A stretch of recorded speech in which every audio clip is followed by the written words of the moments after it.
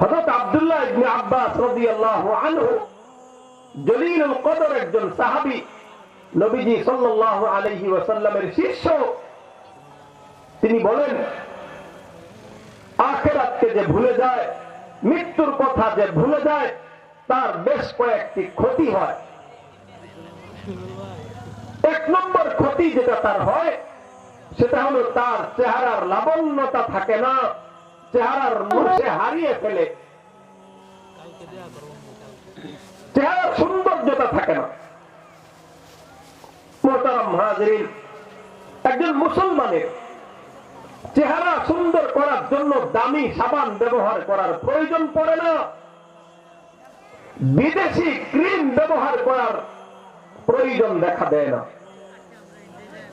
একজন মুসলিম নরনারীর চেহারা সুন্দর করার সব থেকে কার্যকরী উপায়, সব থেকে উত্তম একটি মাধ্যম, সেটা হলো চোখের বাণী। আল্লাহর দরবারে আল্লাহ তাআলার সামনে হাত দুটি তুলে ধরে যে তার গুনাহগুলো স্মরণ করে রুনাজারি কান্নাকাটি যত বেশি করে, তার চেহারার সৌন্দর্যতা তত বাড়ে।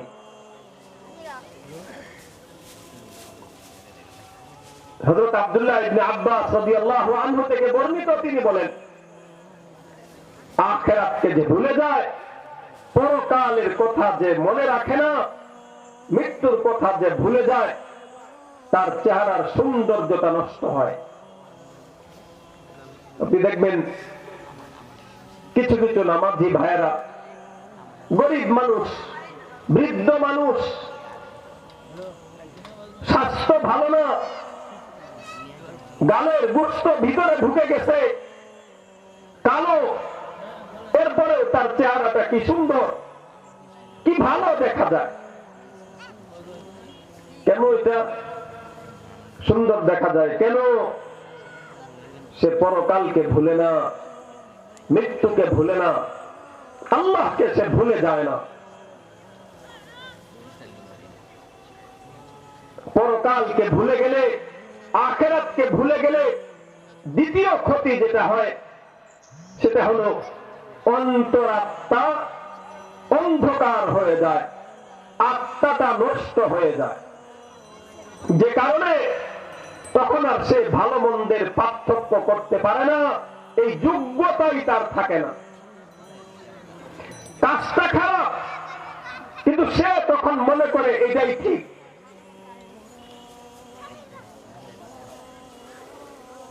এরকম হয়। কিন্তু গত কয়েকদিন আগে এক বাজারে, আমাদের সদরের কোন এক বাজারে, দুগিয়া বাজার, মোটর সাইকেলে আসি আমরা, আমাদের এক ভাই, যুবক ভাই, মোটর সাইকেল রং সাইডে গাড়িটা ঢুকাইছে।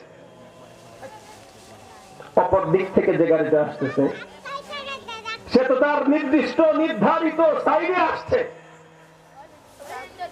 কেন তাকে রং সাইডে যেতে দিল না? বাধা হয়ে গেল। ড্রাইভারকে যা ইচ্ছা তাই সে বকাঝকা করছে। কাছে ছিলাম আমি তখন, কাজটা তার একেবারে শতভাগ ভুল, রং সাইডে সে গেছে। আরেকজনকে সে বকছে, এটা তার কাছে অন্যায় মনে হয় নাই। কেন? তার সামনে আখিরাত নাই, পরকাল নাই। পরকাল সামনে থাকলে খারাপ কাজটাকে তার কাছে খারাপ মনে হতো, ভালো মন্দের যোগ্যতা সে হারিয়ে ফেলে, ভালোকে ভালো হিসাবে সে তখন চিনে না, বুঝে না। আখিরাতকে যে ভুলে যায়, পরকালের কথা যে ভুলে যায়, তৃতীয় ক্ষতি যেটা হয় তার, সেটা হলো তার রিজিকে বরকত থাকে না। অনেক টাকার মালিক, বরকত থাকে না।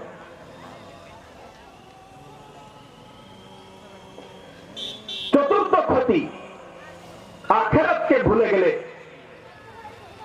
মৃত্যুর কথা ভুলে গেলে চতুর্থ যে ক্ষতিটা হয়, মানুষ তাকে ভালোবাসে না, এমনকি তার নিজের বন্ধু বান্ধবও তাকে ভালো বলে না। যার সাথে তার প্রায় সারাদিন উঠা বসা, সব সময় যাদের সাথে সে উঠবস করতেছে, একে অপরের জিগর দুস্থ, কোথাও সে তার বন্ধু ছাড়া যায় না,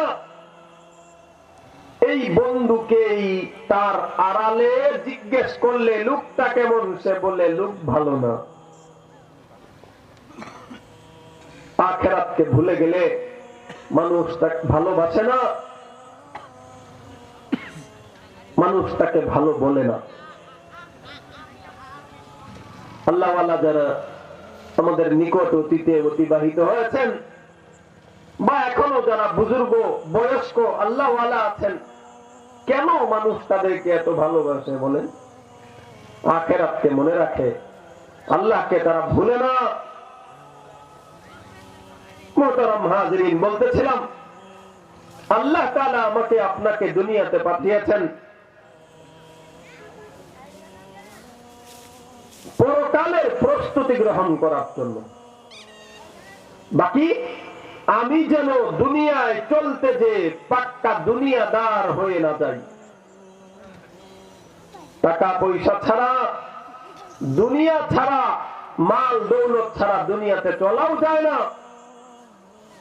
এটাও ঠিক। তবে মাল ও দৌলতের মহাব্বত, দুনিয়ার মহাব্বত যেন আমার অন্তরে ঢুকে না যায়। ইমাম গাজালি রহমাতুল্লাহ আলাইহি তো এটাই বলতেন, টাকা ছাড়া দুনিয়াতে চলা যায় না, যেমন নৌকা পানি ছাড়া চলতে পারে না।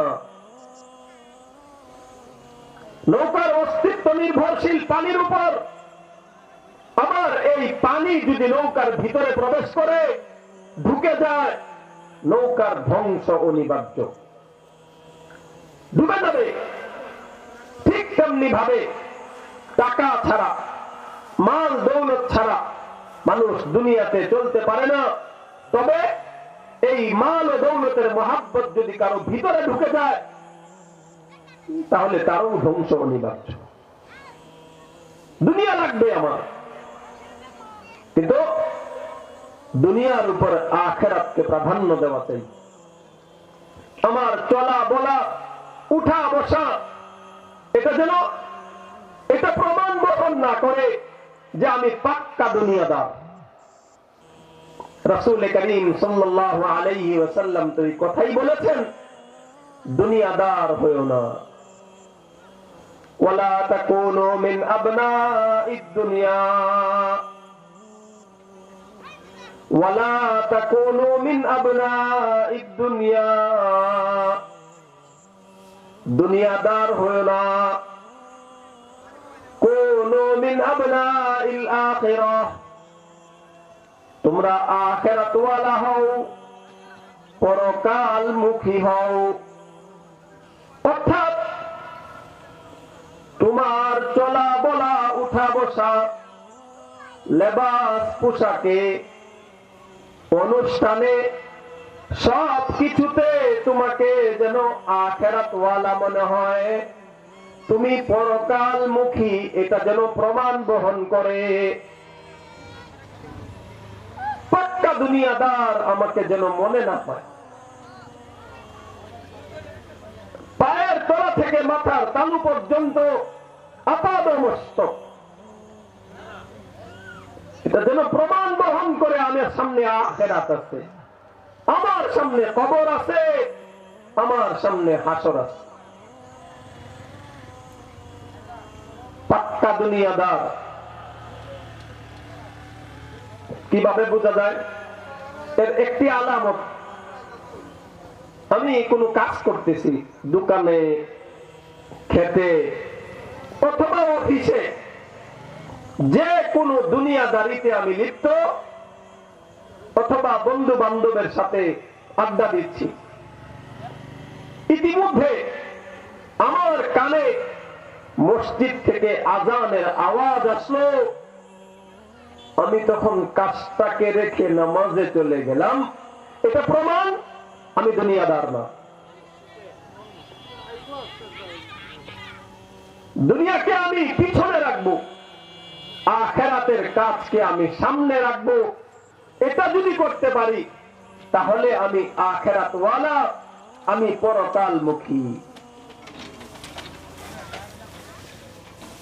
কুনু মিন আবনাইল আখিরাহ ওয়ালা তাকুনু মিন আবনাইদ দুনিয়া। নবীজি এটাই বলছেন। আমার অনুষ্ঠান, বিয়ে শাদী, কোনটাই যেন এটা না বুঝায় যে আমি পাক্কা দুনিয়াদার। যদি এটা বুঝায় আমাদের অনুষ্ঠানগুলো যেটা দুনিয়াদারি, নিরেট দুনিয়াদারি, তাহলে তো আমি পাক্কা দুনিয়াদার হয়ে গেলাম, আখিরাতওয়ালা পরকালমুখী হতে পারলাম না। এজন্য সব সময় আমার প্রতিটি কাজে পরকাল যেন সামনে থাকে। উপায় তো নাই। পরকাল যদি আমার সামনে না থাকে, যে কাজটা আমি করতেছি দুনিয়াদারি, এই অবস্থায় যদি আমার মৃত্যু বা মরণ এসে যায়, তাহলে আমি দুনিয়াদার হয়ে দুনিয়া থেকে বিদায় নিলাম। আরেকটি বিষয় এখানে লক্ষণীয়, দুনিয়া এবং আখিরাত, অথবা সব এটাকে এভাবে বলা যায়, দিন এবং দুনিয়ার মধ্যে পার্থক্য শুধুমাত্র দৃষ্টিভঙ্গির, নিয়তের পার্থক্য।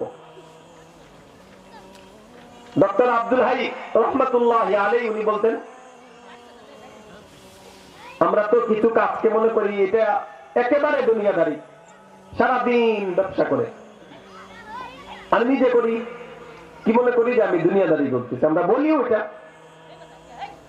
সারাদিন খেতে কাজ করি, এটাকে আমরা দুনিয়াদারি মনে করি। সারাদিন অফিসে থাকি, গাড়ি চালাই, অথবা অন্য কোন পেশায় আমি নিয়োজিত। মা বোনেরা ঘর বাড়ির কাজকর্মে নিয়োজিত, আর ভাবছি যে এটা পুরা দুনিয়াদারি। না দোস্ত, এটা নিরেট দুনিয়াদারি না। আমার আপনার দৃষ্টিভঙ্গি যদি পরিবর্তন করতে পারি, নিয়তকে যদি আমি বদলাইতে পারি, এটাই দিন হবে, এটাই আখিরাতের কাজ হবে। সেটা কি? কোন ব্যক্তি যখন নিয়ত করে, কোন মুসলমান, আমার বিবি বাচ্চা পরিবারের সদস্যদের ব্যয় নির্বাহের দায়িত্ব আল্লাহ তাআলা আমাকে দিয়েছেন, তাদের মুখে খাবার তুলে দেওয়ার জিম্মাদারি আমার উপর, তাদের গায়ের পোশাকের টাকা জোগাড় করার দায়িত্ব আমাকে আল্লাহ তাআলা দিয়েছেন, এজন্য আমি ব্যবসা করি। এই চিন্তা চেতনা থেকে কেউ যদি ব্যবসা প্রতিষ্ঠানে বসে থাকে, চাকরি করতে থাকে, সারাদিন খেতে বা অন্য কোথাও কাজ করে, যতক্ষণ সে কাজ করতে থাকবে, ফেরেশতারা তার আমলনামায় অনবরত নফল ইবাদতের সওয়াব লিখতে থাকবে।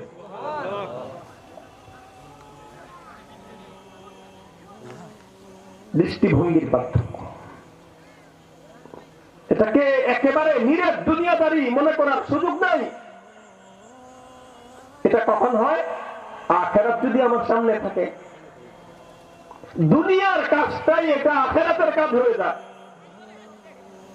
যেমন আমি পেশাব করি, পায়খানা করি, আমার প্রয়োজনে করি, এটাকে দুনিয়ার কাজ মনে হয়, এটাই আখিরাতের কাজ হবে যদি আমি বিসমিল্লাহর সাথে করি। আর এটা মনে করি আমার দেহ আমার কাছে আমানত, আল্লাহ প্রদত্ত আমানত, আমার দেহকে স্বস্তিতে শান্তিতে রাখার জন্য আমার ভিতর থেকে মল ময়লা বের করতে যাচ্ছি। 10 মিনিট বাথরুমে ওয়াশরুমে বসা থাকলে 10 মিনিট নফল ইবাদতের সওয়াব ফেরেশতারা আমার আমলনামায় লিখতে থাকবে। কথা অল্প সময়ই, মোট কথা আমার কাজ যেগুলো বাহ্যিক ভাবে দুনিয়াদারি মনে হয়, এই যে আমাদের এক ভাইয়ের কোলে ছোট বাচ্চা নিয়ে যাচ্ছেন, একজন বাবা বা বড় ভাই তার ছোট ভাইকে, মা তার সন্তানকে কোলে নেন, এটা পাক্কা দুনিয়াদারি। ছোট বাচ্চাকে আদর করে চুমু দেন, সমাজের বিষয়। বাবা তার সন্তানকে আদর করবেই, দাদা দাদি তার নাতি নাতনিকে চুমু দিবেই, সমাজের বিষয় মনে হয়। অথচ দৃষ্টিভঙ্গির পরিবর্তনে কেউ যদি চিন্তা করেন বাচ্চাকে আদর করা, ছোটের উপর দয়া করা, এটা আমার নবীর সুন্নাত, এই ভেবে যতবার চুমু দিবেন, যতক্ষণ বাচ্চাকে কুলে রাখবেন, ততক্ষণ নফল ইবাদতের সওয়াব হতে থাকবে। এটা কখন হয়? আখিরাত যদি আমার সামনে থাকে। আমার প্রতিটা কাজকে, বাহ্যিক দুনিয়াদারিকে আমি এটাকে আখিরাতের কাজ বানাইতে পারি। একই কাজ সরাসরি দুনিয়া মনে হয়, এটাকে আমি আখিরাত বানাইতে পারি যদি আখিরাত বা পরকাল আমার আপনার সামনে থাকে। মুহতারাম হাজিরিন, চিন্তা করে করে যদি কাজটি করি, রাস্তায় আপনি যাচ্ছেন মোটরসাইকেল নিয়ে, শহরে যাবেন, মেন রোডে ওঠার পরে আপনি আপনার বন্ধুকে অথবা কাউকে আপনি তাকে নিয়ে যাবেন, ওই সময় কিন্তু সচরাচর আমরা কোনো নিয়ত করি না। আমি মনে করি যে হ্যাঁ একটু উপকার করলাম, তাকে নিয়ে গেলাম আমার সাথে। এই সময় যদি আপনি তার উপর একরামের, তার উপর ইহসানের একটু নিয়তটা করে ফেলেন, এই নিয়ে যাওয়াটা সামাজিক কাজ, দুনিয়াবি কাজ, এটাই আখিরাতের কাজ হয়ে যায়। আমি ঘুমে যাব, ঘুমাবো, বাহ্যিক ভাবে এটা দুনিয়াদারি। চিন্তা করি যদি এটা আমার দেহ, আমার শরীর আল্লাহর দেয়া আমানত, আমি আমানতের হক আদায় করার জন্য ঘুমাচ্ছি। যতক্ষণ আমি ঘুমাবো ততক্ষণ নফল ইবাদতের সওয়াব। এজন্যই আমাদের বুজুর্গ উলামায়ে কেরাম বলেন, মুসলমানের জিন্দেগি 24 ঘন্টাই বন্দেগি। মুসলমানের জিন্দেগি 24 ঘন্টাই বন্দেগি।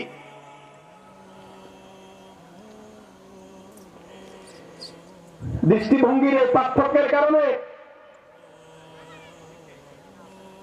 আখিরাতের বা পরকালের কাজ এটা কখনো দুনিয়াদারি হয়ে যায়। যেমন দান করা, সদকা করা, যাকাত দেওয়া আখিরাতের কাজ, দুনিয়ার কাজ না, দুনিয়াদারি না এটা। হজ করা পরকালীন কাজ, নামাজ পড়া পরকালীন কাজ, নামাজ পড়ানো, ইমামতি করা আখিরাতের কাজ। আমার এই মুহূর্তে কথা বলা, আপনার এই মুহূর্তে কথা শোনা, এটাও দুনিয়াদারি না, এটা আখিরাতের কাজ। কিন্তু দৃষ্টিভঙ্গির পার্থক্যের কারণে, নিয়ত বিশুদ্ধ না হওয়ার কারণে আমার এই আমলটাই দুনিয়ার কাজ হয়ে যায়, দুনিয়াদারি হয়ে যায়।